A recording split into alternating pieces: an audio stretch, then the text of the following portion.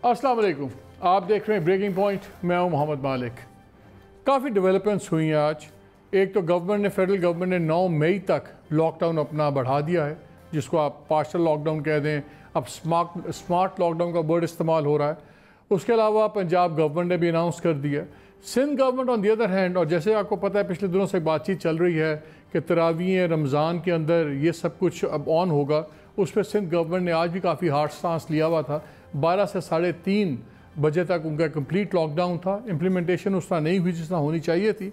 Corona एक बड़ा ही serious अपने एक बड़े ख़तरनाक पीरियड में जा रहा है। आज सिंध में लेडी डॉक्टर्स ने एक बड़ी ही पैशनेट प्रेस कॉन्फ्रेंस भी की, और उनमें से 2 तो आप दीदा भी हो गई, और उन्होंने कहा कि खुदा का वास्ता हाथ जोड़ रहे हैं, हमें तो हमारे ख़ानदान वाले कह रहे हैं कि नौकरियां छोड़ दें। और अब रमज़ान शुरू हो रहा है, बल्कि रमज़ान की मुबारक सबको। इंशाल्लाह कल से ज़िंदगी रही तो हम भी रमज़ान सेलिब्रेट करेंगे। उन्होंने कहा है कि ये तबाही का एक पेशखामा हो सकती है, और इस पर बड़ा डिफरेंस है दोनों का। और आज एज़ वी स्पीक करीबन 10,791 11,000 के करीब कंफर्म केसेस हो चुके हुए हैं। 237 लोग अपनी जान से हाथ गो बैठे हैं। तो इसलिए बड़ा ही डेंजरस स्पाइक है। कल इसी सिलसिले में एक बहुत बड़ा टेलीथॉन हुआ। वज़ीर आज़म इमरान खान उसमें थे, शामिल थे। तकरीबन 7-8 तमाम मेजर चैनल्स उसके अंदर शामिल थे। पाकिस्तान टेलीविज़न, इन चैनल्स में साइमल्टेनियस कास्ट हो रहा था। शायद पाकिस्तान की तारीख़ में सबसे बड़ा वो एक टेलीथॉन था। मकसद क्या था? एक बहुत नेक मकसद था कि जो हमारे लोग हैं, दिहाड़ीदार हैं, दूसरे जो इकनॉमिकली डिप्रेस्ड हैं, उनके लिए पैसे इकट्ठे किए जाएँ, और करोड़ों रुपए इकट्ठे हुए भी। मगर बिल्कुल आखिर में एक बहुत बड़ी कंट्रोवर्सी हो गई जब फेमस स्कॉलर हमारे मौलाना तारिक जमील साहब को दुआ के लिए दावत दी गई। तो उस वक्त उन्होंने दुआ पढ़ते हुए कुछ कंट्रोवर्शियल बातें कर दी, बड़ी सख्त बातें कर दी। यहाँ तक कह दिया कि जैसे पूरी पाकिस्तानी कौम झूठी है। मीडिया को ये कह दिया कि ये मीडिया वाले झूठे हैं, बाहर की तरह झूठे हैं। और फिर ये तासुर दिया गया कि शायद बेहयाई इस मुल्क में इतनी फैल गई है जो मीडिया की वजह से है। लेकिन मेरे इश्यूज़ उसके अंदर 2 थे कि कोई नाम लिए बग़ैर, कोई बात किए बग़ैर आप किस तरह एक एंटायर तबके को, एक पूरे प्रोफेशन को आप झूठा करार दे सकते हैं। तो और ये बात बड़ी सीरियस बात है। ये इस्लामी तालीमात के भी ख़िलाफ़ है, सोशल नॉर्म्स के भी ख़िलाफ़ है। और इसके लिए आज हमने दावत भी दी हुई है मौलाना तारिक जमील साहब को कि उनसे इस मामले में हम बात करेंगे। इसके अलावा हम 2-3 और इश्यूज़ पर बात करेंगे। मेरी के तरावी की भी हैसियत शरई क्या है, और क्या घर में पढ़ना ज़्यादा अफसल है बजाय इसके कि आप उसको मस्जिद में जाके पढ़ें, और क्या कोरोना के मामले में किसकी दलील को सबसे ज़्यादा मानना चाहिए, डॉक्टर्स की जो माहिरीन तिब हैं, रिलीजियस उल्मा की, या पॉलिटिकल लीडरशिप की, क्योंकि ये फ़ैसले हो रहे हैं। और जब ये सारा कुछ हो रहा था तो साथ ही हमने देखा कि अचानक पंजाब के चीफ सेक्रेटरी को चेंज कर दिया गया सिर्फ 4 माह कुछ के बाद। उस पर ही बात करेंगे कि क्या स्केपगोट बनाए जा रहे हैं पंजाब के चीफ मिनिस्टर की कमज़ोरियाँ छुपाने के लिए। लेकिन सबसे इम्पॉर्टेंट बात मैं ये मजहबी से शुरू करना चाह रहा हूँ। मेरे साथ पहले प्रोग्राम के पहले सेगमेंट में मेरे साथ मौलाना तारिक जमील साहब हैं, उनके साथ अभी हम गुफ्तगू करेंगे। फिर हमें बाकी प्रोग्राम के हिस्से में हामिद मीर साहब ज्वाइन कर रहे हैं, हामिद बहुत शुक्रिया। मज़हर अब्बास ज्वाइन कर रहे हैं, हाफिज़ मोहम्मद ताहिर अशरफी ज्वाइन कर रहे हैं। और मैंने कुछ बातें गामदी साहब से भी की थी इस प्रोग्राम से थोड़ी देर पहले, वो भी हमारे प्रोग्राम का हिस्सा होंगी। लेकिन मैं शुरू करता हूँ मौलाना तारिक जमील साहब से। अस्सलाम वालेकुम मौलाना साहब। जी वालेकुम अस्सलाम व रहमतुल्लाहि व बरकातहू। मौलाना साहब पहले तो कल की ज़रा बात हो जाए।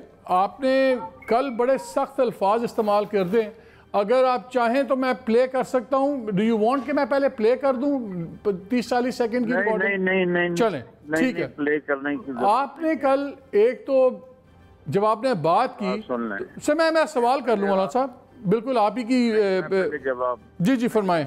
1 मिनट फरमाएं। मुझे आप देखिए, हामिद मीर साहब बैठे हैं। हामिद मीर साहब भी बैठे हुए। अच्छा, दुनिया में कोई ऐसा इंसान नहीं जो खता से पाक हो। बड़े से बड़ा अल्लामा हो, जाहिद हो, शेख हो, नबी के सिवा हर आदमी की ज़बान लड़खड़ाती है, और ये इंसानी फितरत है, और उसका एतराफ़ न करना ये शैतानियत है। तो میں اتنا بولتا ہوں تو میں اپنے ان کلمات کو جسٹیفائی نہیں کر رہا بلکہ معذرت کر رہا ہوں. حامد میر صاحب سے بھی میں معافی چاہتا ہوں, آپ سے بھی, اور جو دوسرے بیٹھے ہیں ان سے بھی, مولانا طاہر اشرفی صاحب بیٹھے ہیں, آپ سب سے, جو بھی میڈیا سے متعلق ہیں, میں آپ سب سے معافی چاہتا ہوں. میری کوئی آرگومنٹ نہیں, میری کوئی دلیل نہیں, مجھ سے غلطی بس. اب تو پوچھنا ہے تو پوچھیں. نہیں مولانا صاحب آپ کے بالکل, مجھے تو اب کوئی بات ہی آپ نے ختم کر دی. نہیں لیکن مولانا صاحب آپ کی بڑی مہربانی کہ آپ معذرت کر رہے ہیں, لیکن آپ نے ہم سے معذرت کی نا, لیکن ہم تو اتنے اہم لوگ نہیں ہیں. آپ نے کہا کہ پوری قوم جو ہے وہ جھوٹ بولتی ہے, جھوٹے لوگ ہیں, اور میڈیا پہ ایک مالک جو ہے ایک ٹی وی چینل کا, اس نے کہا کہ اگر میں نے جھوٹ ختم کر دیا تو پھر میڈیا ہی ختم ہو جائے گا.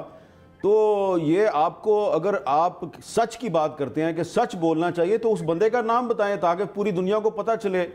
آپ کی معذرت اچھی بات ہے, آپ معذرت کیا, آپ پہلے بھی معذرت کرتے رہے ہیں. مفتی زرولی صاحب جو کہتے رہے ہیں ہم وہ بات نہیں کرتے آپ کے بارے میں, لیکن یہ تو بتائیں نا, حق گوئی کا مظاہرہ کریں, آج سچ بولے قوم کے سامنے. وہ کون سا ٹی وی چینل کا مالک ہے جس نے آپ کو کہا کہ اگر میں نے جھوٹ ختم کر دیا تو میرا چینل ختم ہو جائے گا؟ اس کا چینل ختم ہو جائے گا. جی یہ معاملہ پرسنل ہے, ایک آدمی کی غلطی اور غلط بول ہے, اس کو میڈیا پہ کہنا غیبت ہے. میں یہ نہیں بتاؤں گا, لیکن میں یہ حلفاً کہتا ہوں کہ میرے ٹاپ 10 میں سے ایک نے کہا, اور میں آپ نام کی معذرت قبول کریں, اور جو مجھ سے غلطی ہوئی میں اس کا اعتراف کرتا ہوں. نہیں یہ بڑی مہربانی آپ کی کہ آپ نے بات واضح کر دی مولانا صاحب. اصل میں بات یہ ہو رہی تھی کہ جب آپ نے بات شروع کی تو آپ نے پہلے عمران خان صاحب کی تعریف کی, اور پھر ہم باقی مسکینوں کو رگڑ دیا, تو لوگوں نے کہا کہ حاکم وقت سچا, باقی ساری قوم جھوٹی. تو وہ اس پہ پھر بہت زیادہ اس پہ ریاکشن آیا. اور آپ کو پتہ ہے جتنا میڈیا ہے یا میڈیا کے لوگوں نے شہادتیں دی ہوئی ہیں, 100 سے زیادہ لوگ شہید ہوئے ہیں پاکستان میں صرف سچ کے لیے. اور ہم بھائی مالک, میں تو پہلے ہی اعتراف کر چکا ہوں, اب آپ اس کو کیوں دو؟ نہیں بہت مہربانی, ہم آپ کی اس بات کی بہت قدر کر رہے ہیں. ایک بات میں کہوں گا, حامد میر صاحب کا کلپ سنا تھا, تو اس وقت سے میں نے ان کا نمبر ڈھونڈنا شروع کیا, پھر ملا, پھر میں نے کوئی 10 کال کی, لیکن یہ مصروف تھے تو یہ کال لے نہیں سکے. میں نے کامران شاہد کو بھی ڈائریکٹ فون کر کے معذرت کی ہے, معافی مانگی ہے. جاوید چودھری کو کل ہی میں نے معذرت کر دی تھی, اور جو بھائی حامد صاحب شکر ہے بیٹھے ہوئے ہیں, ان سے بھی اور آپ سے بھی اور جتنے بھی ہیں سب سے میں اعتراف کرتا ہوں. اعتراف کے بعد مطلب یہ ہوتا ہے کہ میرا سرنڈر ہے, میں اپنی اس چیز کی کوئی دلیل نہیں پیش کر رہا ہوں. چلو اچھا, ایک خواتین کا مولانا صاحب بڑا ریاکشن آ رہا ہے, آپ نے ٹویٹر پہ بھی دیکھا ہوگا, ہمارے بھی بہت لوگوں نے فون کیے. انہوں نے کہا کہ مولانا صاحب کی بات سے ایسے تاثر ملتا ہے جیسے پاکستان میں بے حیائی شاید حد سے زیادہ بڑھ گئی ہے. انہوں نے کہا یہاں ایک دن جو ہمارے علماء حضرات ہیں وہ کہتے ہیں اسلام کا قلعہ ہے, اگلے دن وہ قوم لوط سے ملا دیتے ہیں. اور کون سی ایسی بے حیائی ہے جو اتنی زیادہ پھیل گئی ہے کہ پوری قوم اس کے گناہ اٹھا رہی ہے؟ تو خواتین کا یہ سوال ہے, میں نے کہا وہ بھی آپ سے لگے ہاں تو پوچھ ہی لیں. یہ تو آپ کا میڈیا خود بتائے گا کہ اشتہاروں میں ہماری بچیوں کے لباس کیسے ہوتے ہیں. یہ مجھ سے کیا پوچھتے ہیں آپ؟ کچھ آپ بھی تسلیم کریں نا. نہیں مجھے اگر وہ تو جو ایڈورٹائزنگ کمپنیز ہیں یا اشتہار ہیں, لیکن کوئی خاص آپ بتا سکتے ہیں کون سا ایسا اشتہار ہے جو بیہودہ کپڑوں کے ساتھ ہو؟ میں بتا دیتا ہوں, میں سیریسلی جاننا چاہ رہا ہوں کوئی ایسا. مولانا صاحب کیا آپ کے خیال میں کچھ شوبز یعنی کہ فلم انڈسٹری کی خواتین جن کو آپ نے بہنیں اور بیٹیاں بنایا ہوا ہے, کیا وہ نہیں بے حیائی پھیلا رہی ہیں, اور ان پر آپ کے کلمات کا, آپ کی تعلیمات کا اثر کیوں نہیں ہوتا؟ اثر تو اللہ ڈالتا ہے, انبیاء کے ہاتھ میں بھی نہیں ہے, تو اثر تو اللہ ڈالتا ہے. میرا کام تو محنت کرنا ہے, کوشش کرنا ہے. ٹھیک ہے, 250 بچیوں کو وظیفہ دے رہا ہے.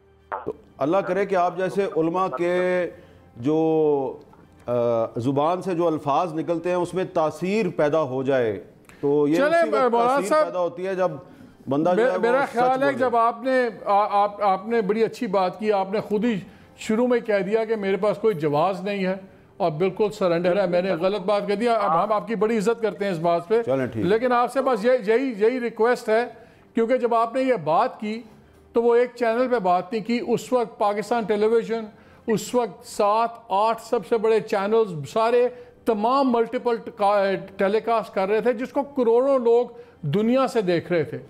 آج جو آپ نے میرے سے بات کی, آپ نے جاوید چودھری یا کامران سے بات کی, یہ بڑے ایک لمیٹڈ سرکل تھا. وی ہوپ کہ آپ کے جب دوسرے بھی آپ کے ایونیوز ہوں گے, آپ مہربانی سے وہاں پہ بات کلیئر کریں گے, کیونکہ صحافت بھی پاکستان میں ایک فیوریٹ بن گئی ہے. ہر کوئی اس کو رگڑ دیتا ہے.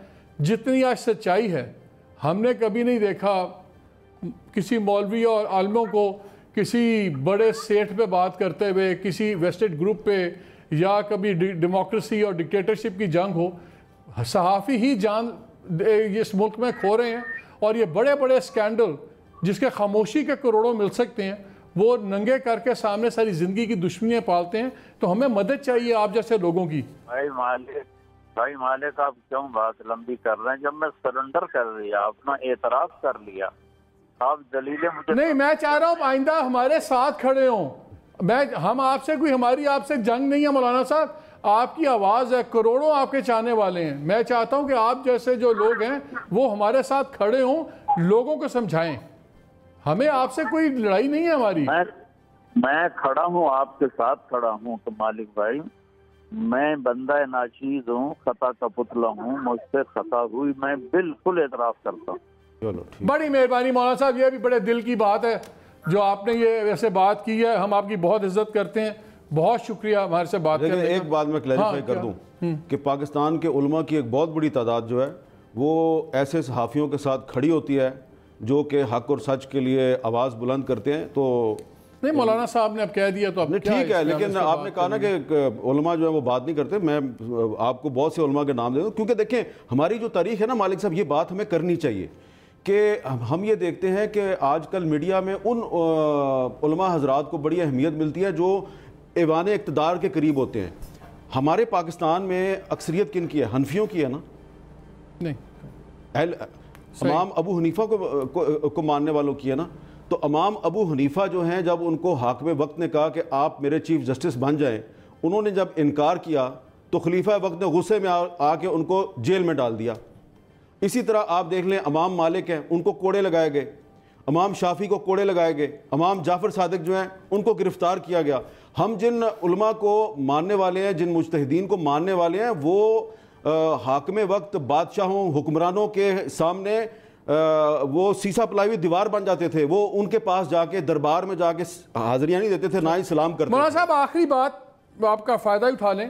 میری غامدی صاحب سے بات ہو رہی تھی تو انہوں نے کہا کہ جو تراویح ہے حقیقتاً اگر آپ گھر میں پڑھیں تو اس کا زیادہ ثواب ہے, اور یہ مسجد کے لیے نہیں, یہ گھر ہی کی عبادت ہے در حقیقت. یہ تو اب ڈاکٹرز بتائیں گے کہ مسجد میں جانے کے حالات ہیں یا نہیں ہیں, یا جو بڑے فتوے والے حضرات ہیں وہ بتائیں گے.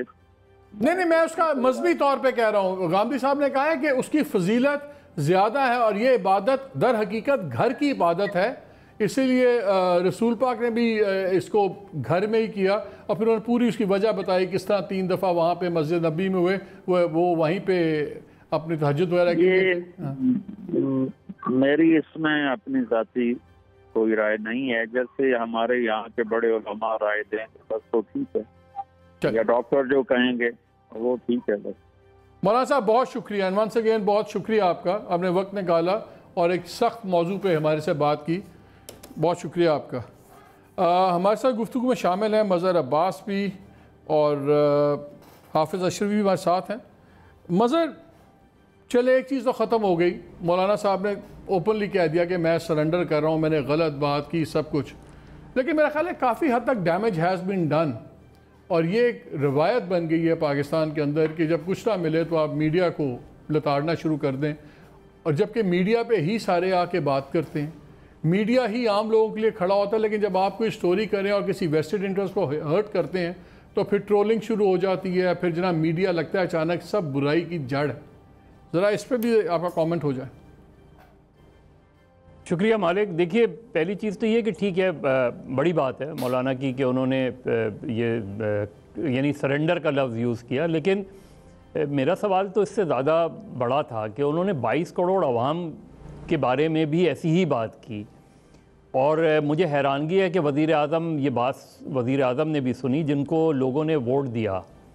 ہم اتنی سویپنگ اسٹیٹمنٹس اتنی ایسی پوزیشن سے دیتے کیوں ہیں؟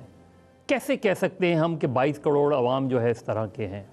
یعنی انہی عوام سے آپ ڈونیشنز بھی مانگ رہے ہیں, انہی عوام پہ مشکلات کا ان کو سامنا ہے, اور ہم ایک سویپنگ ریمارکس دے دیتے ہیں, ایک سویپنگ اسٹیٹمنٹ دے دیتے ہیں کہ جی یہ سب کے سب ایسے ہی ہیں. میرا خیال ہے اس چیز پہ بہت زیادہ احتیاط کی ضرورت ہے کہ جب ہم جنرل پبلک کو اس طریقے سے کہتے ہیں, ایڈریس کرتے ہیں, تو وہ مناسب طریقہ نہیں ہوتا. باقی آج جو کل طارق جمیل صاحب نے بات کی تھی وہی بات آج وزیر اعظم نے بھی کی ہے. وزیر اعظم نے جو سوشل میڈیا کے جو صحافی ہیں, یہ بھی ایک اچھی ٹرم ہے کہ سوشل میڈیا کے صحافیوں سے گفتگو کرتے ہوئے انہوں نے کیا کہا, اور مجھے حیرانگی ہے کہ انہوں نے کل یہ بات کیوں نہیں کی کہ کرنٹ افیئرس کے پروگرام ارریلیونٹ ہو گئے ہیں, اینکرز جو ہیں وہ پلانٹڈ پروگرام کیا کرتے تھے. اس طرح کی پہلے بھی وہ بات کرتے رہے ہیں. انہوں نے پہلے بھی کرنٹ افیئرس کے پروگرامز کو اس طرح ٹارگٹ کیا, باہر بھی یہ ٹارگٹ کیا کہ جی یہ جو ٹاک شوز ہیں میں ان کو دیکھنا نہیں چاہیے. تو پھر یہ سارے اینکرز کو آپ سب کو وہ بلاتے کیوں ہیں اور ان سے بات کیوں کرتے ہیں؟ میرا خیال ہے وزیر اعظم کو چاہیے کہ اسی طرح کا کوئی کمیشن بنا لیں جس طرح کا انہوں نے شوگر اور آٹا پہ کمیشن بنایا ہے. بنائیں کمیشن, بات کریں. جو وزیر اعظم جن کے بارے میں یہ بات کرتے ہیں کہ وہ پلانٹڈ ہیں, ان کو پیسے دے کے پروگرام کروائے جاتے تھے, بتائیں. وزیر اعظم بیان دیں.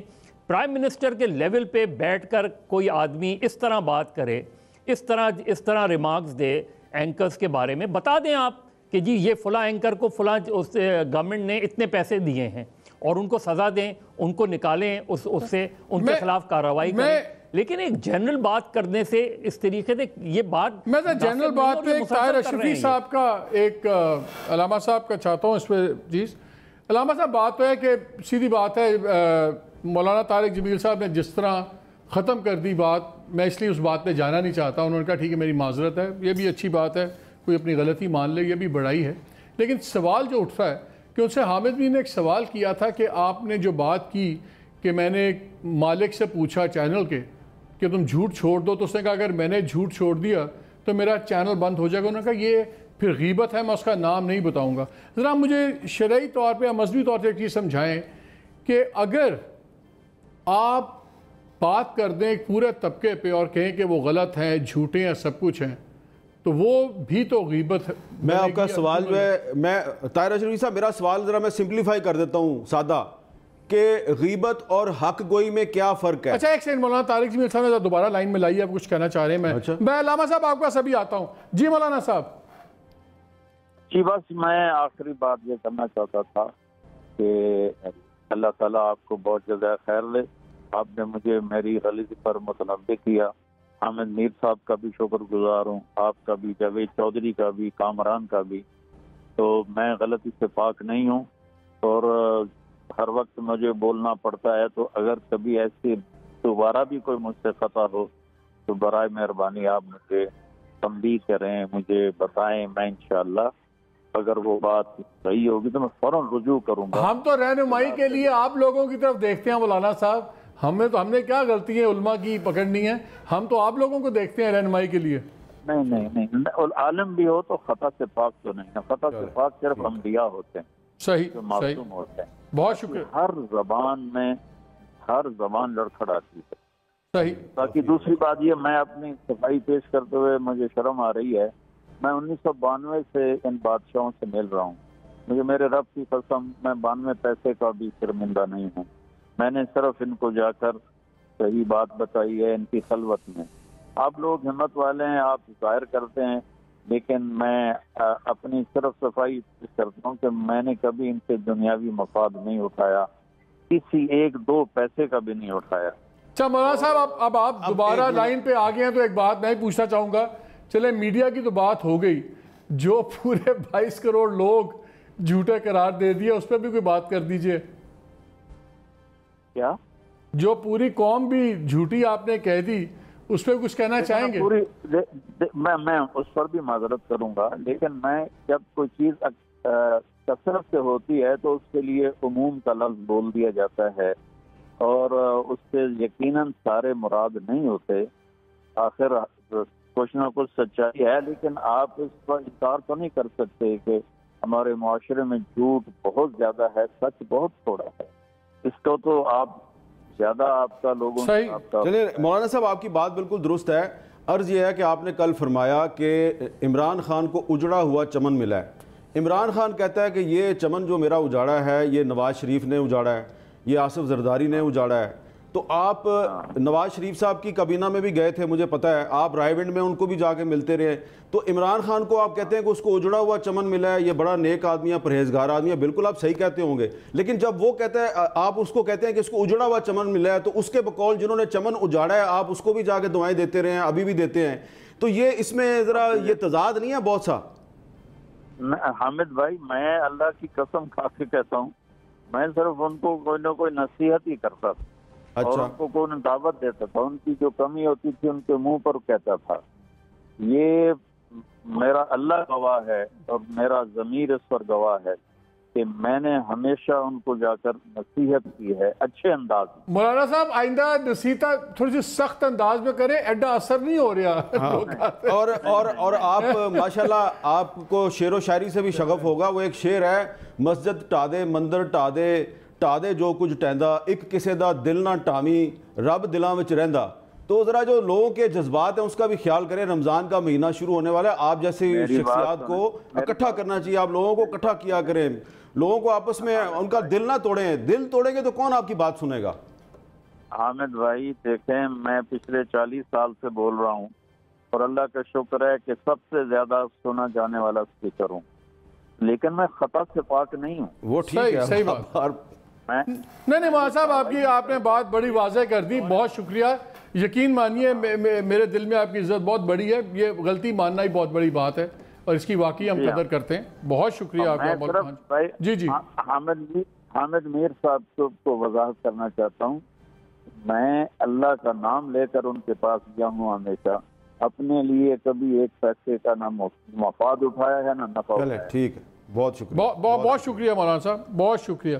جی طاہر اشرفی صاحب بات ہو رہی تھی، تو وہی ہم بات کر رہے تھے کہ غیبت اور حق گوئی میں کیا فرق ہے. ایگزیکٹلی کہ کیا فرق ہے دونوں میں. اب مولانا صاحب کی ذات سے ہم بات ہٹ گئی ہے، کیونکہ انہوں نے تو اپنی بات کلیئر کر دی اور انہوں نے معذرت بھی کر دی، تو میں ان سے اب آگے چلنا چاہتا ہوں. بسم اللہ الرحمن الرحیم، نحمدہ ونصلی ونسلم علی رسولہ الکریم. گزارش یہ ہے کہ مولانا نے جب معذرت بھی کر لی اور انہوں نے یہ بات کہہ بھی دی، تو میرا خیال ہے اب اس بات کو چھوڑ دینا چاہیے. بالکل ہم ختم کر دیں. کہنا بڑا مشکل کام ہے، اور آپ لوگ جانتے ہیں، آپ میرا خیال ہے تینوں حضرات ہی وہ ہیں جنہوں نے کئی مرحلوں پہ سچی بات کی پاداش میں بہت کچھ سہا ہے، اور تھوڑا بہت ہم نے بھی جب کبھی آپ کی بات میں تائید کی تو سہنا پڑا ہے ہمیں.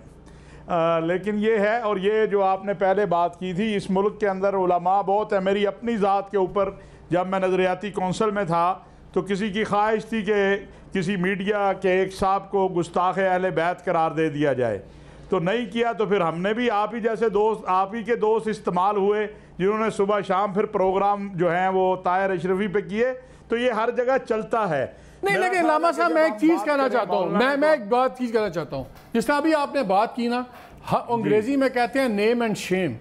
میں تھک گیا ہوں، میں 50 کی دہائی کراس کر گیا ہوں زندگی کی. میں یہ جنرلائز باتیں سن کے تھک گیا ہوں. دوست ایسے کہتے ہیں، لوگ ایسے کہتے ہیں، ہم کہتے ہیں نام لیں. جب ہم الزام لگاتے ہیں ہم نام لیتے ہیں، فلانے وزیر نے یہ کیا، فلانے سرکاری افسر نے رشوت کھائی. آپ لوگ جب بات کرتے ہیں گول مول کر جاتے ہیں. آپ کے دوست، آپ کو چاہیے، آپ پہ بھی اتنی کریج ہونی چاہیے، آپ کہیں فلانا فلانا فلانا یہ 4 لوگ ہیں جنہوں نے میرے خلاف پروگرام کسی کے کہنے پہ کہ یہ ڈس آنیسٹ جرنلسٹ ہیں. ہم نہیں چاہتے کسی کا کوئی ملبہ اٹھانا. میں کیوں سنوں اپنے پروفیشن پہ بات اس ایسے شخص کے بارے میں جو گمنام آپ لوگ خود رکھتے ہیں. اگر آپ کو دکھ ہے نام بتائیں آپ بھی کہ فلانے 4 لوگوں نے میرے خلاف پروگرام کیے، تاکہ ہم بھی ان کی مذمت کریں.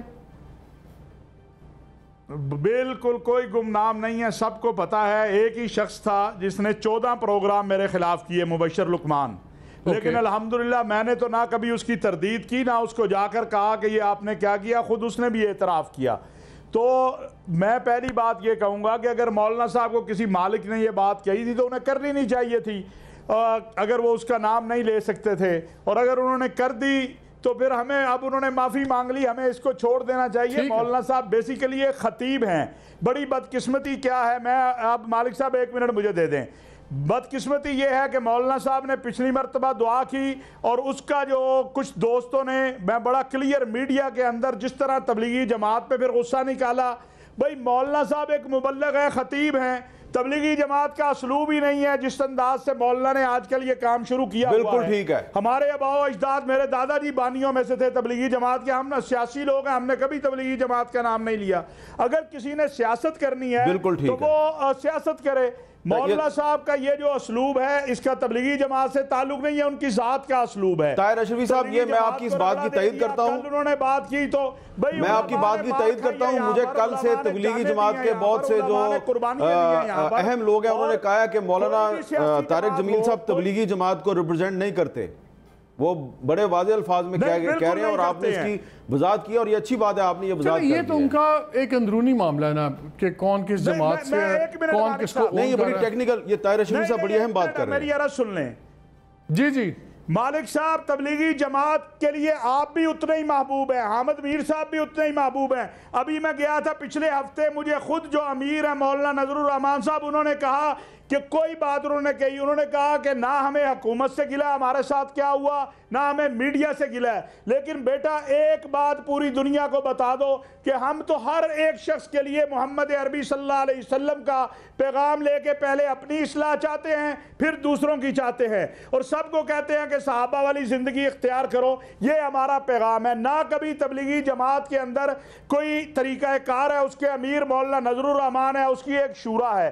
تو یہ اس لیے ہمیں کہنا پڑ رہا ہے، میں بھی کوئی تبلیغی جماعت کا ریپرزینٹیٹیو نہیں ہوں، جتنا تبلیغی جماعت کے اوپر محمد مالک، حامد میر، مظہر صاحب کا حق ہے اتنا ہی میرا ہے، جتنا ان کا تعلق آپ سے ہے اتنا ہی میرا ہے۔ وہ تو ہر انسان کی جو ہے وہ بیچارے اپنی جو ان کی سوچ فکر ہے ہر انسان کے لیے وہ لگے ہیں کہ اس کی اصلاح ہو جائے، اور پہلے اپنی چاہتے ہیں۔ چلے ٹھیک ہے، اب میرا حال ہے اب بات ختم کریں۔ بہت ہوگی اس بات پہ اس بات پہ بہت ہوگی ہے بات، ابھی تو میں جانی، لیکن میں پہلے تھوڑی سی ایک مسئلہ رہ گیا، اس پہ آپ کی رائے لینے سے پہلے میں چاہتا ہوں تمام دوستوں سے شیئر کر لوں کہ میری آج پہلے غامدی صاحب سے بات ہوئی۔ اچھا، ان سے میں نے 2-3 سوال کیے ہیں۔ ایک تو مظہر بھی بیٹھے ہوئے ہیں، سندھ گورنمنٹ کا سٹانس اور ہے، فیڈرل گورنمنٹ کا سٹانس اور ہے۔ میں نے ان سے پوچھا ان دونوں میں سے ہم کس کی بات سنیں، بیکاز وہ کہتے ہیں نا حاکم وقت کی بات سنیں۔ پھر تراویح پہ، اور مولانا صاحب سے پوچھیں گے تراویح کی، بڑی انٹرسٹنگ بتایا کہ کس طرح تراویح جون سی ہے یہ در حقیقت اصل میں اس کی فضیلت گھر پڑھنے میں زیادہ ہے۔ جو لوگ سمجھتے ہیں کہ مسجد میں جا کے پڑھنا، اس پہ ان کی لاجک ہے، دیکھتے ہیں یہ حافظ صاحب بھی اسے اگری کرتے ہیں کہ نہیں۔ ذرا میری غامدی صاحب علی گفتگو بڑی صاحب دکھائیے گا۔ غامدی صاحب ایک تو یہ بتائیے، کل انشاءاللہ رمضان شروع ہو رہا ہے، مقدس مہینہ ہمارا، لیکن بڑی کنٹروورسی چل رہی ہے کہ سندھ حکومت کے فیصلے کیا ہیں، فیڈرل گورنمنٹ کے فیصلے کیا ہیں۔ یہی بحث چل رہی ہے کہ کیا تراویح گھروں میں پڑھنی چاہیے۔ ہو تو یہ گیا ہے کہ جی ایس او پیز ڈیسائیڈ ہو گئے ہیں کہ جو باقی اداروں کے لیے ایس او پیز ہیں اسی طرح فاصلہ ہوگا، لوگ گھروں سے وضو کر کے آئیں سارا، لیکن خطرہ یہ ہے کہ یہ فالو اپ نہیں ہوگا۔ آج کراچی کی لیڈی ڈاکٹرز نے بڑی لمبی ایک ایموشنل پریس کانفرنس بھی کی، ان میں سے 1-2 ڈاکٹرز تو اب دیدہ بھی ہو گئیں، اور انہوں نے ہاتھ جوڑے، انہوں نے منتیں کی کہ اپنے لوگ گھروں پہ رہیں سب کچھ۔ آپ ہمیشہ 2 باتیں کرتے ہیں، پہلے تو میں تراویح پہ آپ کا بڑا واضح چاہ رہا ہوں کہ کتنا لازم ہے، ہم کیوں گھر میں نہیں پڑھ سکتے، اور دوسرا آپ ہمیشہ کہتے ہیں جو حاکم وقت ہے یا حکومت وقت ہے اس کی بات ہونی چاہیے امپلیمنٹ۔ اب فیڈرل گورنمنٹ میں عمران خان صاحب ہیں، پروونشل گورنمنٹ میں چیف منسٹر ہیں، تو حاکم وقت کون ہوا، پھر کس کی بات مانی جائے گی؟ پہلے سوال کا جواب تو یہ ہے جی کہ تراویح الگ سے کوئی نماز ہی نہیں ہے، یہ تہجد کی نماز ہے۔ اس کا صحیح وقت سو کر اٹھنے کا ہے، اور یہ گھر ہی میں پڑھنی چاہیے۔ مسجد میں تو رسالت مآب صلی اللہ علیہ وسلم کے زمانے میں یہ کبھی پڑھی نہیں گئی۔ آپ سے البتہ یہ پوچھا گیا کہ ہم لوگ تہجد کے وقت اٹھ نہیں سکتے تو کیا ہم تہجد کی نماز عشاء کے بعد پڑھ سکتے ہیں؟ تو آپ نے اس کی اجازت دی. تو لوگ اپنے شوق سے مسجد میں جمع ہونا شروع ہو گئے اور حضرت عمر نے لوگوں سے کہا کہ کسی ایک شخص کو امام مقرر کر لو. وہ خود بھی کبھی اس میں شریک نہیں ہوئے. تو یہ نفل نماز ہے، یہ گھر ہی میں پڑھنی افضل ہے، عام حالات میں بھی گھر ہی میں پڑھنی چاہیے. اس کا افضل وقت بھی تہجد کا وقت ہے. یہ عشاء کا وقت تو لوگوں نے رخصت کے طور پر اختیار کیا ہوا ہے. یہ سمجھ میں نہیں آتا کہ اس کو اتنا بڑا مسئلہ کیسے بنا لیا ہے لوگوں نے. تو یہ جو بات بتائی جاتی ہے کہ رسول پاک صلی اللہ علیہ وسلم نے بھی 3 دفعہ تراویح کی نماز ادا کی، تو پھر آپ ابھی کہہ رہے تھے کہ کبھی مسجد میں نہیں ادا کی. یہ بھی بالکل غلط ہے. رسول اللہ صلی اللہ علیہ وسلم اعتکاف پر بیٹھے ہوئے تھے اور آپ ہر سال اعتکاف میں بیٹھتے تھے. مسجد ہی میں ایک خیمہ سا بنا دیا جاتا تھا جس میں آپ اعتکاف کر رہے ہوتے تھے. گرمی کے کسی موسم میں آپ نے اپنے اعتکاف کے خیمے سے باہر نکل کر تہجد پڑھنا شروع کر دی. تو لوگ بھی آپ کے پیچھے جمع ہو گئے اور یہ ایک دن ہوا، پھر دوسرے دن ہوا، پھر تیسرے دن ہوا. تو آپ نے لوگوں کو توجہ دلائی کہ یہ چیز نہ کرو، ایسا نہ ہو کہ تم پر ایک اور نماز فرض کر دی جائے. تو یہ بھی ایسا نہیں ہوا کہ رسول اللہ صلی اللہ علیہ وسلم کوئی تراویح پڑھانے کے لیے عشاء کے بعد اس طرح کھڑے ہوئے. آدھی رات کے وقت جب آپ تہجد کے لیے اٹھا کرتے تھے، معمول میں آپ نے تہجد پڑھی. چونکہ مسجد میں اعتکاف کر رہے تھے تو اس لیے آپ اپنے اعتکاف کے خیمے سے جو مسجد ہی میں لگا دیا جاتا تھا باہر آ گئے. اس کے سوا کچھ بھی نہیں ہوا. تو یہ در حقیقت ایک نفل نماز ہے، اس سے زیادہ اس کی کوئی حیثیت نہیں ہے. گھروں ہی میں اس کا پڑھنا افضل ہے. یہ دوسرا درجہ ہے کہ لوگ مسجد میں جا کے پڑھتے ہیں. اچھا، آپ یہ کہہ رہے ہیں کہ گھر میں تراویح پڑھنے کا ثواب زیادہ ہے؟ اس کا صحیح جگہ ہی گھر ہے، اس کا صحیح وقت ہی تہجد کا وقت ہے. خود حضرت عمر جن کے زمانے میں یہ شروع ہوئی، انہوں نے مسجد کے باہر کھڑے ہو کر تبصرہ کیا کہ جس کو چھوڑ کر تم اس کو پڑھ رہے ہو، یعنی اس کی جگہ تو اصل میں گھر تھی اور اس کی جگہ تہجد کا وقت تھا، وہ اس سے کہیں افضل ہے. تو اس کی تو اصل جگہ وہی ہے. یہ ہمارے ہاں لوگوں نے رخصت کے طور پر شروع کی تھی، اور پھر آپ جانتے ہیں کہ جو چیز ذرا اجتماعی ہو جائے، تہوار سا بن جائے، ہنگامہ ہو جائے، اس سے لوگوں کی زیادہ دلچسپی ہوتی ہے. اس لیے میں تو کہتا ہوں کہ لوگوں کے لیے بڑا عمدہ موقع تھا کہ ان کو حقیقی سنت کے مطابق تراویح پڑھنے کا موقع مل رہا تھا. تہجد کی نماز میں پھر کہوں گا یہ کوئی الگ نماز نہیں ہے. وہ گھر میں نماز پڑھتے، گھر میں ایک کونے میں مسجد بناتے، اس میں اعتکاف کی طرح بیٹھ جاتے، تو اس میں وہ بہت کچھ برکات اپنے لیے حاصل کرتے. لیکن ہنگامہ آرائی ہمارا مقصود ہے تو اس وجہ سے ہم یہ کرنا شروع کر دیتے ہیں. غامدی صاحب نے لفظ استعمال کیا رخصت کے طور پہ، کیا مطلب ہے اس کا؟ اس کا مطلب یہ ہے کہ اگر آپ کسی چیز کو اس کی افضل صورت میں، اس کی بہترین صورت میں نہیں کر سکتے تو پھر آپ کو رخصت دی جاتی ہے. جیسے آپ کے پاس پانی نہیں ہے یا آپ مریض ہیں تو آپ کو رخصت کے طور پر اجازت دی جاتی ہے کہ آپ تیمم کر لیں. تو میں نے عرض کیا ہے کہ یہ حدیثوں میں بیان ہوا ہے کہ لوگوں نے کہا کہ ہمارے لیے اٹھنا مشکل ہوتا ہے تہجد کے وقت، تو رسول اللہ صلی اللہ علیہ وسلم نے تہجد کو عشاء کے ساتھ پڑھنے کی اجازت دی ہے. یہ جو آپ عام دنوں میں عشاء کے بعد 3 وتر پڑھتے ہیں، یہ یہی نماز ہے. اچھا، اوکے. اچھا غامدی صاحب، دوسرا آپ کا ہمیشہ سے اسٹانس رہا ہے کہ جو حاکم وقت ہے، حکومت وقت ہے، اس کی بات ماننا لازم ہے. اب 2 حکومتیں ہیں، سندھ میں علیحدہ حکومت ہے، اس کا چیف ایگزیکٹو اور ہے، فیڈرل گورنمنٹ ہماری اور ہے، ان کے چیف ایگزیکٹو عمران خان صاحب ہیں. اب کس کی بات مانی جائے گی؟ چاہے آپ شریعہ کے حساب سے کہہ لیں، جیسے وہ کہتے ہیں کہ بوائیکاٹ ہونا چاہیے، وہ کہتے ہیں لاک ڈاؤن ہونا چاہیے، کہتے ہیں پارشل لاک ڈاؤن ہونا چاہیے. وہ آج بھی انہوں نے دوپہر کو 12 سے 3:30 تک total curfew type lockdown announce کیا ہوا تھا تاکہ یہ اجتماعات نہ ہوں. تو عام آدمی کس کے ساتھ جائے گا؟ میں تو جہاں تک سمجھتا ہوں ہمارے ہاں اس طرح کے معاملات صوبائی حکومتوں کے ذیل میں آتے ہیں، تو صوبائی حکومت ہی کی پیروی کرنی چاہیے. اس میں مرکزی حکومت اور صوبائی حکومت کے درمیان آئین نے جو اختیارات کی تقسیم کی ہوئی ہے، ایسے ہی پیروی کی جائے گی، کیونکہ جب آپ ایک آئینی معاہدہ کر لیتے ہیں اور آپ کے ہاں اختیارات کے معاملے میں چیزیں طے ہو جاتی ہیں، تو جس طرح باقی تمام چیزوں میں آپ یہ کہتے ہیں کہ یہاں صوبائی حکومت کا اختیار ہے یا یہاں وفاقی حکومت کا اختیار ہے، تو صوبائی حکومتی کا فیصلہ جہاں تک میں سمجھتا ہوں نافذ العمل ہوگا۔ اگر صوبائی حکومت کے فیصلے کو اور اس طرح کے فیصلے کو کالعدم قرار دینے کا اختیار وفاقی حکومت کے پاس ہے، تو پھر ظاہر ہے کہ وفاقی حکومت کی رائے کو مانا جائے۔ اچھا، کل ہمارا ایک ٹیلیتھون چل رہا تھا غامدی صاحب، پرائم منسٹر بھی تھے، ملک کے 7-8 چینلز ریپرزینٹ ہو رہے تھے، دنیا میں چل رہا تھا۔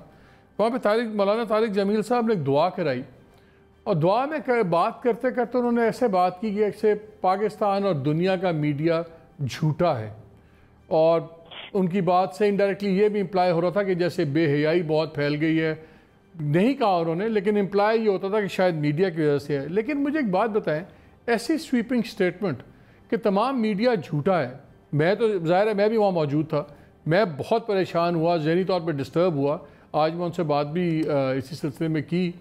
کیا یہ سٹیٹمنٹ ایک جائز سٹیٹمنٹ ہے، خاص طور پہ اگر ایک عالم دین بات کریں؟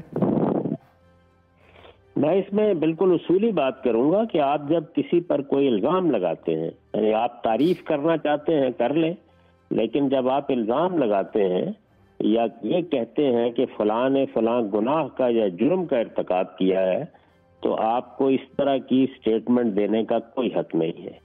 آپ کو متعین طور پر بتانا چاہیے کہ کیا چیز غلط ہوئی ہے۔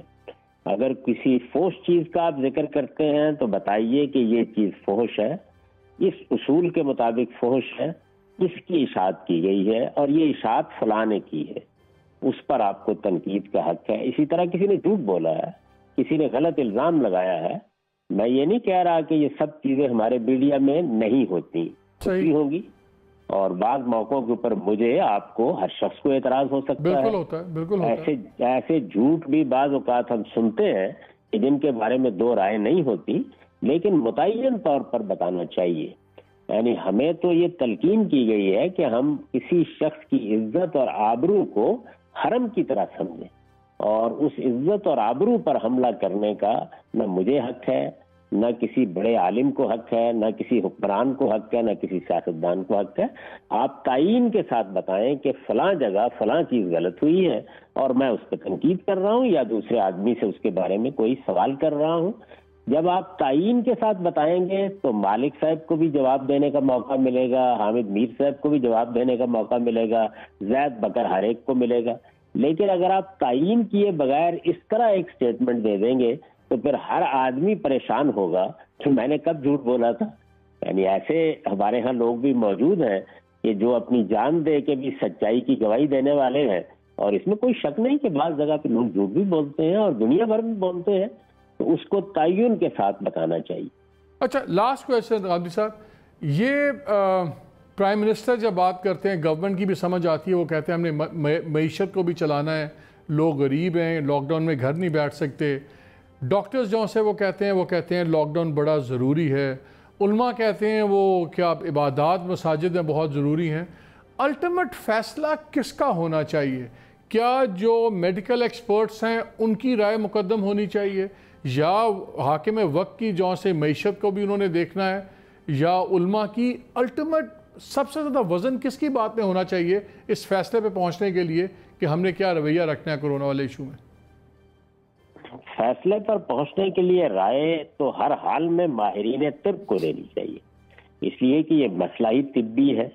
یعنی مذہب تو نہیں بتائے گا کہ کرونا کا کیا مسلک ہے اور وہ کہاں تک پھیلتا ہے اور کہاں تک طاقت کرتا ہے، یہ تو طبی ماہرین بتائیں گے۔ نہ کوئی سیاستدان یہ طے کر سکتا ہے اور نہ کوئی عالم طے کر سکتا ہے۔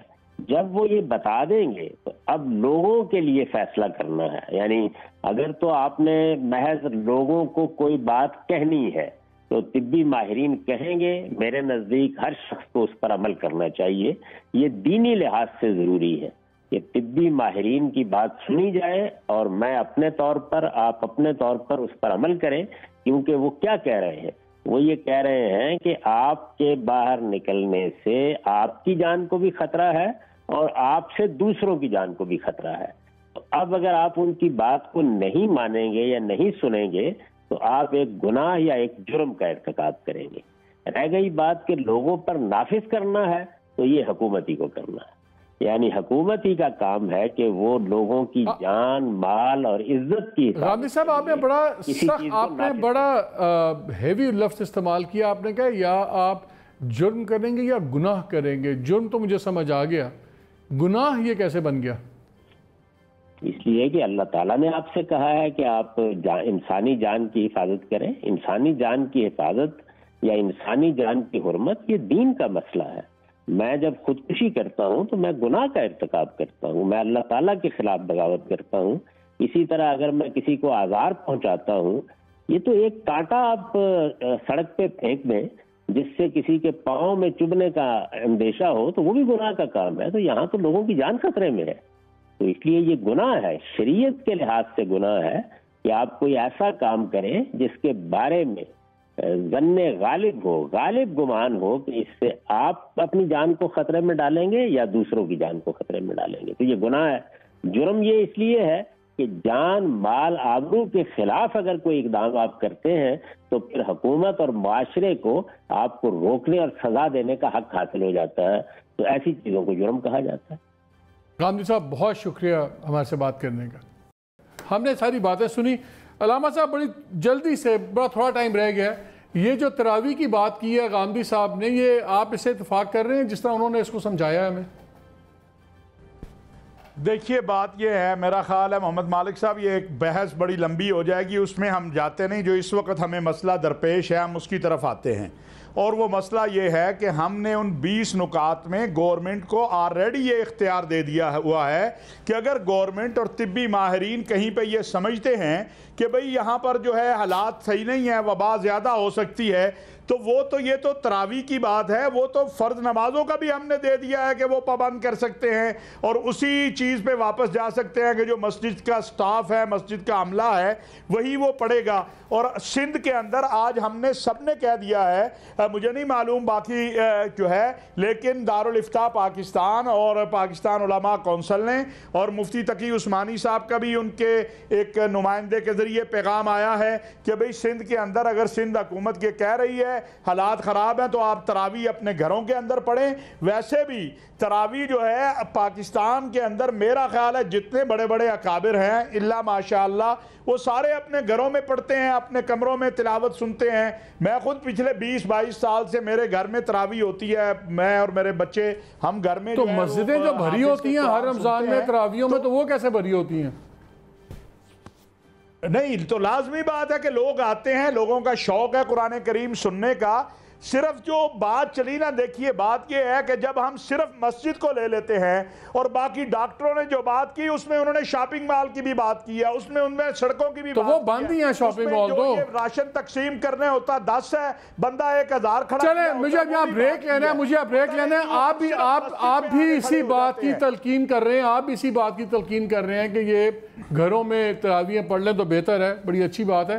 مجھے یہاں پہ بریک لینا. ناظرین بریک کے بعد آ کے آپ سے ذرا پنجاب کی یہ بھی بات کریں گے کہ 4 مہینے بعد ہی، 4 مہینے اور شاید 37-38 دنوں کے بعد ایک پھر چوتھا چیف منسٹر پنجاب چینج ہو گیا ہے.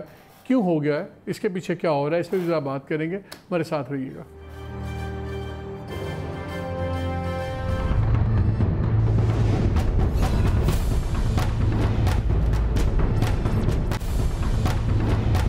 جی welcome back to the show. Break پہ جانے سے پہلے میں نے کہیں کہہ دیا کہ چوتھا چیف منسٹر تبدیل ہوا ہے پنجاب کا. چیف منسٹر نہیں، میرا مطلب چیف سیکرٹری تھا.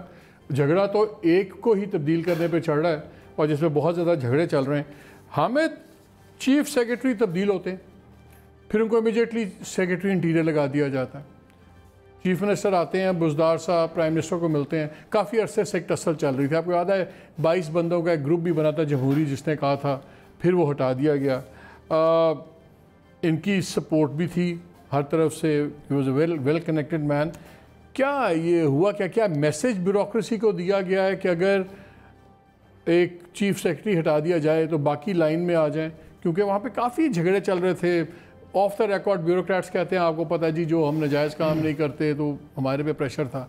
دیکھیں میری آبزرویشن تھوڑی سی مختلف ہے، کیونکہ میں نے خود جمعرات والے دن، یہ جو جمعرات گزری ہے، اس جمعرات والے دن national command and operation centre جو ہے وہاں پر کیبنٹ کے بھی لوگ تھے، اور اس میں اسد عمر صاحب بھی تھے، لیفٹیننٹ جنرل حمود الزمان بھی تھے، سارے لوگ تھے، اور اس میں چیف منسٹر سندھ بھی بیٹھے ہوئے تھے، یہ جو چیف سیکرٹری پنجاب چینج ہو گئے ہیں اعظم صاحب یہ بھی بیٹھے ہوئے تھے، بلوچستان کے چیف سیکرٹری صاحب بھی تھے، خیبر پختونخوا کو ان کے فنانس منسٹر کر رہے تھے، اور گلگت بلتستان کے بھی چیف منسٹر موجود تھے۔ وہاں پر 2 گھنٹے میں جو گفتگو میں دیکھ رہا تھا، سن رہا تھا، تو اس میں جو پنجاب کے چیف سیکرٹری جو کہ چیف منسٹر کے بہاف پہ وہاں بیٹھے ہوئے تھے، ان کی پرفارمنس بہت پور تھی، بہت پور تھی، اور صاف نظر آ رہا تھا کہ یہ جو چیف سیکرٹری صاحب ہے نا، یہ زیادہ دیر تک خاموش رہے۔ جب بھی پنجاب کی بات ہوتی تھی تو اسد عمر صاحب ان سے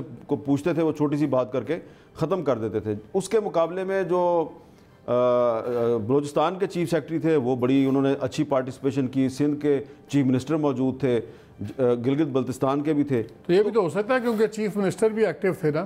ہاں، تو اب اس میں 2 گھنٹے کی وہ جو ساری ایکسرسائز میں نے دیکھی، تو میں نے وہاں پر یہ بات کی، اور میرے سے بہت سے لوگوں نے سپریم کورٹ نے تو پنجاب والوں کی تعریف کی کو چھوڑ دینا بیچ میں سے، سپریم کورٹ تو نہیں نا بیٹھی ہوئی، سپریم کورٹ کے چیف جسٹس کو بھی چاہیے کہ وہ بھی جا کے national command and operation centre میں دیکھ لیں کون سا صوبہ کیسے کام کر رہا ہے، وہ بھی جا کے دیکھ لیں۔ بہرحال میں تو آپ کو وہ بات کر رہا ہوں جو میں نے دیکھی ہے، میں اس کا عینی شاہد ہوں۔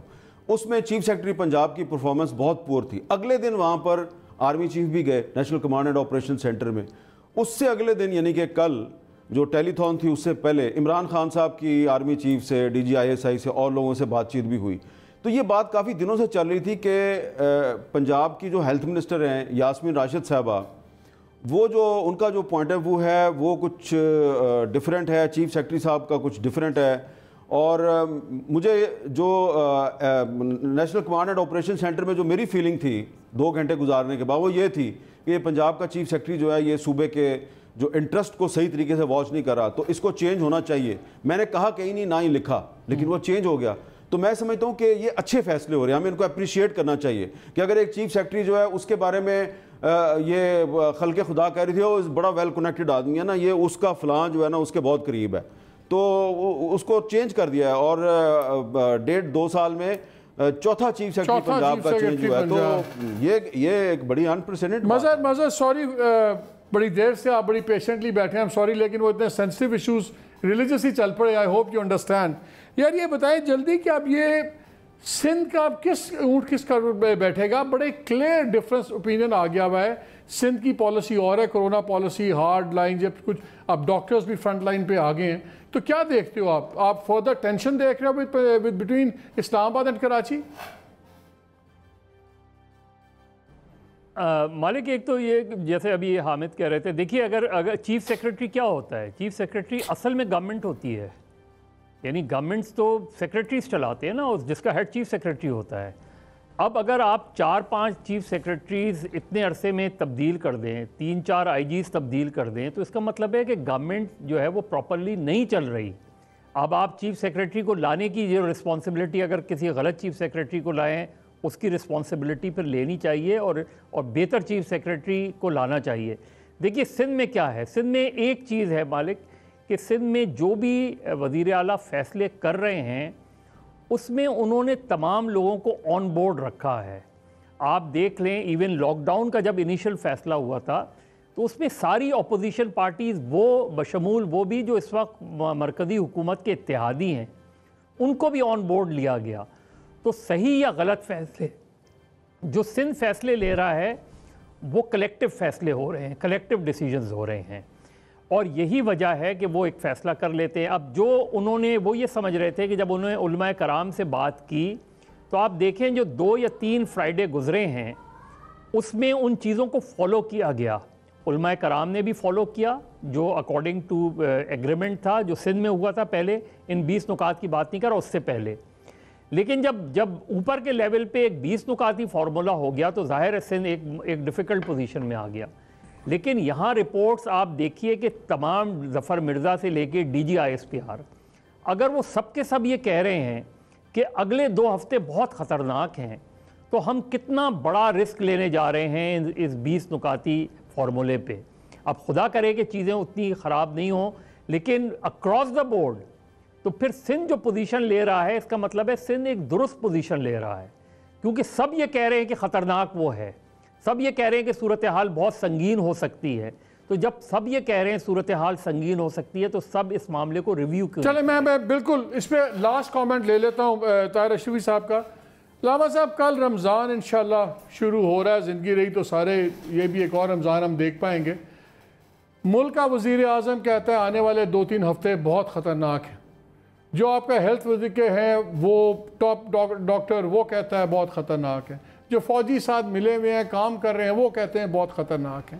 ہر کوئی ڈاکٹرز جو آن گراؤنڈ ہیں وہ کہتے ہیں بہت خطرناک ہیں.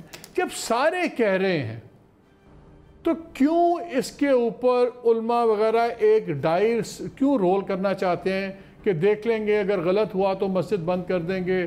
سعودی عربیہ میں بند ہے سب کچھ، ملیشیا میں بند ہے، ایران میں بند ہے، خانہ خدا کے اوپر انہوں نے مسجد گرینڈ ماسک بند کر دی، مسجد نبوی بند ہے.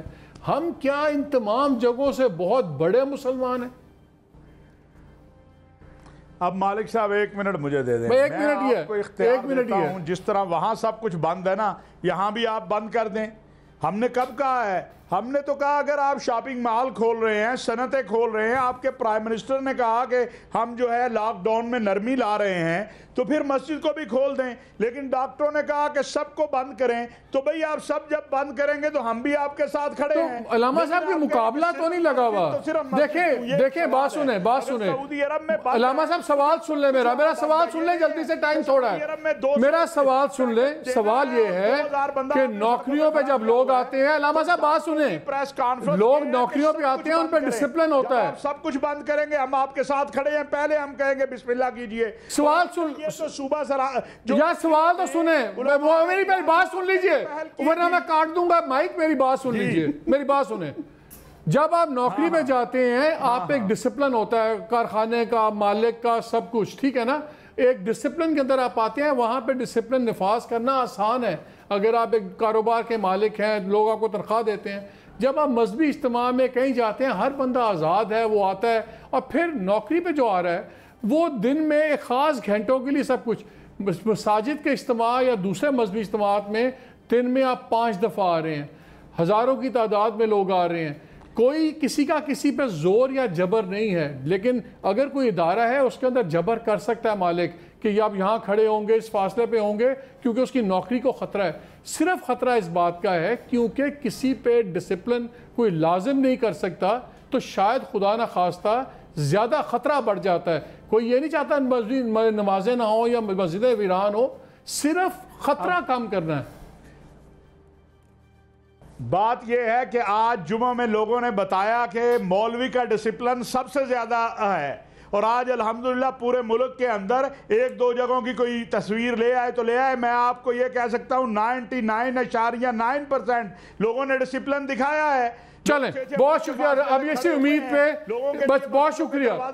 اسی امید پہ ناظرین، اسی امید پہ میں کنکلوڈ کروں گا کہ وی ہوپ کہ جو لوگ ابھی بھی جانا چاہیں گے جگہوں پہ ڈسپلن رکھیں. لیکن ایک بات یاد رکھیے، انسانی زندگی کی قیمت کسی بھی فریضے سے بڑی ہے. یہ اللہ کا بھی حکم ہے، اس کے رسول کا بھی. اپنے پہ بھی رحم کریں، دوسروں پہ بھی کریں. اللہ ہر جگہ پہ ہے. دل سے دعا کریں، اللہ قبول کرے گا. اپنی بھی حفاظت کیجیے، اپنے ہمسایوں کی سب کی. اجازت دیجیے. اللہ حافظ.